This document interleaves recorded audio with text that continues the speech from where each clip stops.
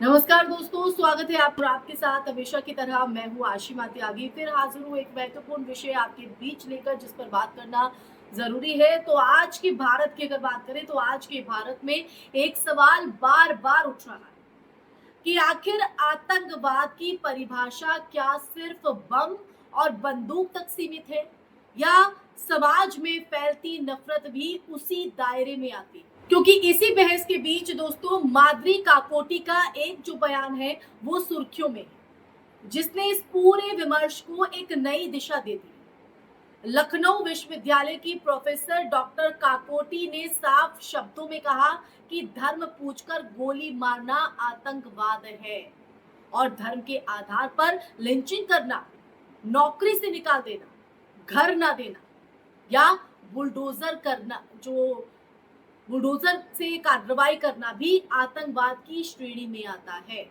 तो ये जो कैटेगराइज है वो कैसे हो और क्यों इन तमाम बातों का जिक्र हो रहा है, क्यों ये सवाल खड़े हो रहे हैं, हर पहलू पर होगी बात है और जो माद्री काकोटी की तरफ से बयान दिया गया इसके मायने क्या है वो भी समझते हैं। दरअसल ये बयान सिर्फ एक अकादमिक राय नहीं है, बल्कि भारतीय समाज में बढ़ती असहिष्णुता और भेदभाव के आरोपों पर एक सीधा हस्तक्षेप है। और देखिए ध्यान देने वाली बात यह है कि उन्होंने हिंसा को सिर्फ शारीरिक हमले तक सीमित नहीं रखा, बल्कि सामाजिक आर्थिक बहिष्कार को भी उसी स्तर पर रखा जो कि एक व्यापक और विवादास्पद व्याख्या है।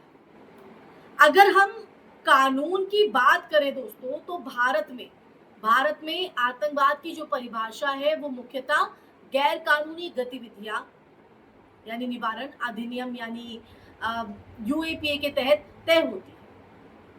अब इस कानून के मुताबिक ऐसा कृत्य जो देश की एकता, अखंडता, सुरक्षा या जनता में भय पैदा करने के उद्देश्य से किया जाए उसे आतंकवाद माना जाता है। अब देखिए यहाँ पर एक और महत्वपूर्ण अंतर जो है वो उभरता है। कानून इरादे और राष्ट्रीय सुरक्षा पर जोर देता है, जबकि काकोटी का जो बयान है वो सामाजिक अनुभव और भेदभाव को सेंटर में रखता है, उसे केंद्र में रखता है। अब देखिए काकोटी के इस बयान को जिसको हमने कोट किया है, इस बयान के मायने अपने आप में बेहद अहम हो जाते हैं और यही वजह है कि उनके बयान पर प्रतिक्रियाएं भी बटी हुई। एक वर्ग इसे साहसिक और जरूरी हस्तक्षेप मान रहा है जो समाज में हो रही नफरत और हिंसा को सही शब्द दे रहा है और उनका तर्क है कि जब किसी व्यक्ति को सिर्फ उसकी पहचान, धर्म, जाति या समुदाय के आधार पर निशाना बनाया जाता है तो वो सिर्फ अपराध नहीं बल्कि एक व्यवस्थित डर का माहौल बनाता है जो आतंकवाद के मूल तत्व भय पैदा करना से मेल खाता है, उस मूल तत्व से ये मेल खाता है। अब देखिए दूसरी तरफ अगर आलोचकों की बात करें तो आलोचक इस बयान को अतिशयोक्ति मानते हैं। वो क्यों? दरअसल उनका ये कहना है कि आतंकवाद शब्द का इतना व्यापक इस्तेमाल उसके वास्तविक अर्थ को कमजोर कर सकता है। वो ये तर्क भी देते हैं कि लिंचिंग, भेदभाव या बुलडोजर कार्रवाई जैसे मामलों को अलग अलग कानूनी श्रेणियों में देखना चाहिए, जैसे हत्या, दंगा या प्रशासनिक कार्रवाई, ना कि उन्हें सीधे आतंकवाद कह देना चाहिए। तो ये भी तर्क यहाँ पर दिया गया है काकोटी के इस बयान को। तो देखिए काकोटी के इस बयान को लेकर अपने अपने जो तर्क हैं वो हमने समर्थकों के तर्क भी आपको बताए और आलोचकों के भी तर्क बताए, लेकिन यहाँ पर एक गहरी परत और भी है जिस पर बात करना जरूरी हो जाता है, क्योंकि पिछले कुछ सालों में मॉब लिंचिंग, हेट क्राइम और बुलडोजर जस्टिस जैसे शब्द जो है वो भारतीय सार्वजनिक विमर्श का हिस्सा बने और कई रिपोर्ट्स और बहसों में ये सवाल उठाया गया है कि क्या कानून का इस्तेमाल समान रूप से हो रहा है या कहीं पहचान के आधार पर फर्क किया जा रहा है। क्योंकि काकोटी के इस बयान की बात करें तो काकोटी का जो बयान है वो इसी व्यापक संदर्भ में देखा जा रहा है, जहां वो सिर्फ एक घटना की बात नहीं कर रहे हैं बल्कि एक पैटर्न की तरफ इशारा कर रहे हैं, एक पैटर्न की तरफ। और पैटर्न आप समझ गए होंगे।